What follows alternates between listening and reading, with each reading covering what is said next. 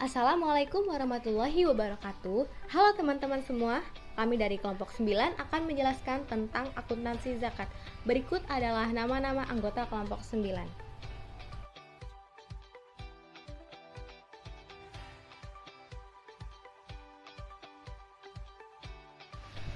Yang pertama adalah pengertian zakat. Zakat adalah harta yang Allah Subhanahu wa taala wajibkan kepada pemiliknya untuk diserahkan kepada seseorang yang berhak menerimanya sesuai dengan beberapa persyaratan. Dan zakat ini termasuk ke dalam rukun Islam yang ketiga. Selanjutnya, saya akan menjelaskan dua dasar hukum zakat.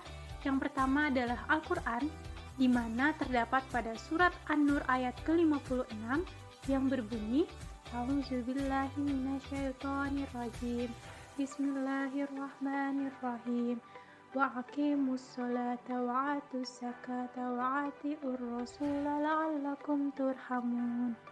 Yang artinya, dan dirikanlah sembahyang, tunaikanlah zakat, dan taatlah kepada Rasul, supaya kamu diberi rahmat. Yang kedua adalah hadis, di mana terdapat pada hadis riwayat Imam Bukhari, yang artinya, Ibnu Abbas radhiyallahu an berkata, Abu Sufyan radhiyallahu an telah menceritakan kepadaku, lalu dia menceritakan hadis Nabi Shallallahu alaihi wasallam bahwa Nabi Shallallahu alaihi wasallam bersabda, kami diperintahkan untuk mendirikan sholat, menunaikan zakat, menyambung tali persaudaraan, dan menjaga kesucian diri. Selanjutnya adalah rukun zakat. Rukun zakat ini terdiri dari orang yang berzakat, harta yang dizakatkan, dan orang yang berhak menerima zakat. Seseorang yang telah memenuhi syarat untuk berzakat harus mengeluarkan sebagian dari harta mereka dengan cara melepas hak kepemilikannya. Kemudian diserahkan kepemilikannya ini kepada orang-orang yang berhak menerimanya. Selanjutnya adalah jenis zakat. Jenis zakat ini dibagi menjadi dua. Yang pertama ada zakat mal dan kedua zakat fitrah. Zakat mal adalah zakat yang berkaitan dengan kepemilikan harta tertentu dan memenuhi dengan syarat tertentu. Lalu yang kedua adalah zakat fitrah, yaitu zakat yang diperintahkan Nabi Muhammad kepada umat Islam pada tahun yang diwajibkan puasa Ramadan sampai hari terakhir bulan puasa Ramadan sebelum sholat Idul Fitri. Selanjutnya adalah karakteristik zakat, di mana terdapat 8 karakteristik zakat. Yang pertama, zakat dalam konsep Islam bukanlah sebuah amal di antara amal-amal kebajikan. Namun, zakat merupakan salah satu rukun dasar ajaran Islam dan salah satu di antara 4 ibadah asasinya yang tingkat keharusan dan kewajibannya menempati strata puncak. Yang kedua, zakat dalam pandangan Islam merupakan sebuah hak tetap bagi kaum fakir miskin dan para mustahik yang lain pada harta kaum muslimin yang kaya.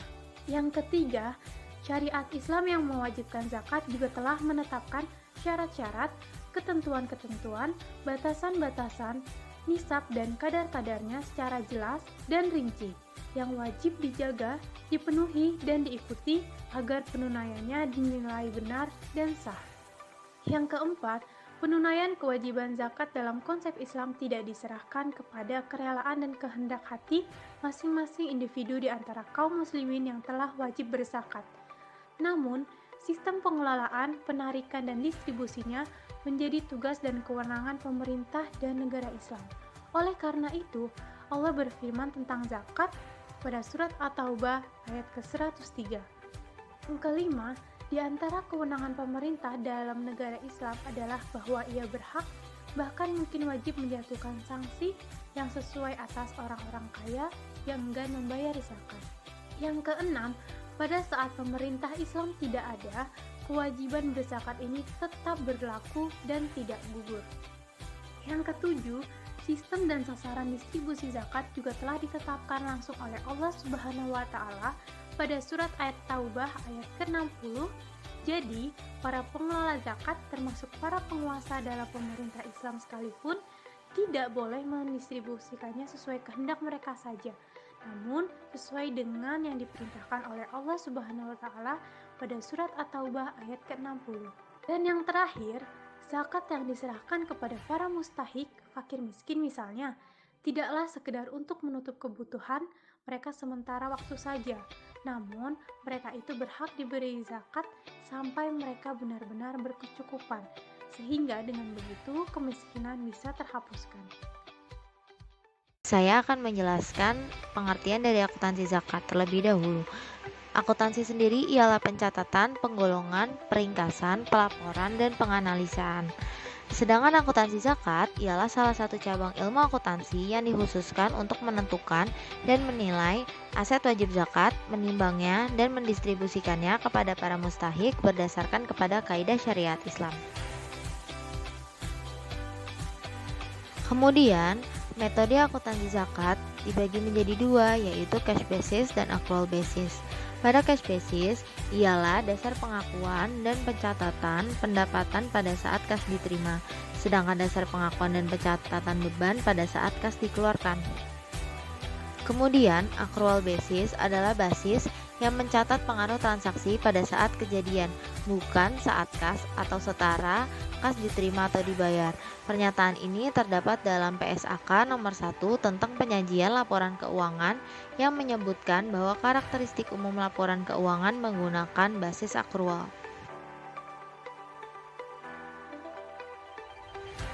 Kemudian, berikut adalah tujuan dan fungsi akuntansi zakat.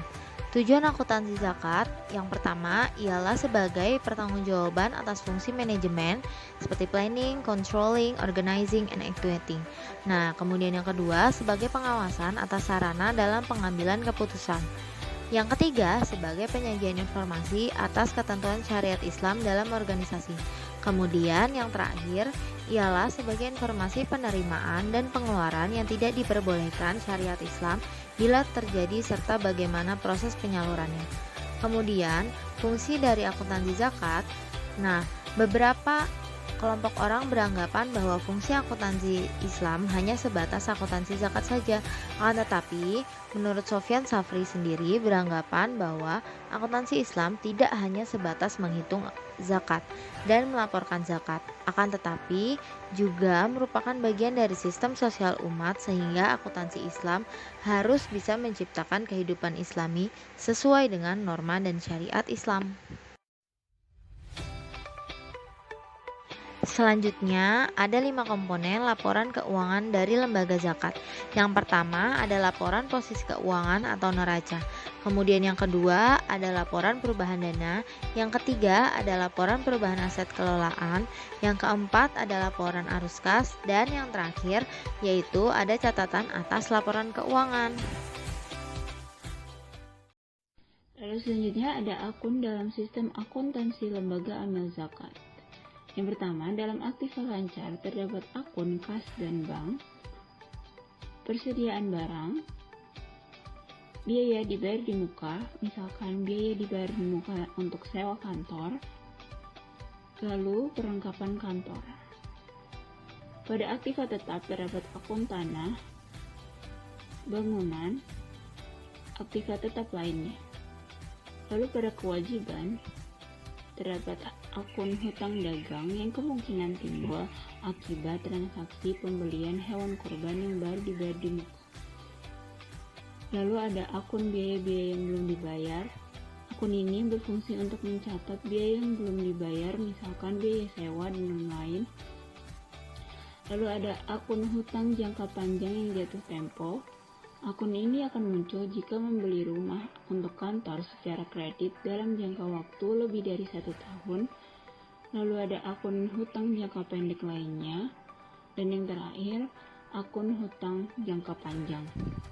Lalu pada saldo dana zakat terdapat akun infak, dana zakat untuk mencatat zakat, dana zakat lainnya, dana sedekah yang ditransfer. Lalu pada pengeluaran terdapat akun fakir dan miskin, upah dan gaji, mualaf, pembebasan budak, gorimin, berjalan di jalan Allah atau fisabilillah, ibnu sabil, biaya administrasi, perlengkapan dan peralatan kantor, dan tujuan lainnya seperti masjid, beasiswa, dan lain-lain. Proses akuntansi zakat dapat diilustrasikan dengan sebuah diagram alir sebagai berikut. Aktivitas akuntansi zakat dimulai dari transaksi keuangan dengan dokumen berupa bukti transaksi. Aktivitas selanjutnya adalah melakukan proses terhadap dokumen bukti transaksi, yaitu dengan menganalisis, mengelompokkan, dan mencatatnya ke dalam jurnal. Catatan-catatan di jurnal kemudian dipindahkan atau diposting ke buku besar. Laporan keuangan sebagai output dari aktivitas akuntansi zakat ini diperoleh dengan cara memindahkan data-data yang sudah dikelompokkan sesuai dengan jenisnya dari buku besar. Untuk memudahkan dalam pengelompokan data-data ini, biasanya digunakan kode akun sesuai dengan yang akan disajikan dalam laporan keuangan. Ada juga proses tambahan yang sering juga digunakan oleh akuntan setelah buku besar, yaitu membuat kertas kerja atau worksheet. Kertas kerja ini berupa tabel kolom-kolom yang merupakan ringkasan semua proses akuntansi zakat.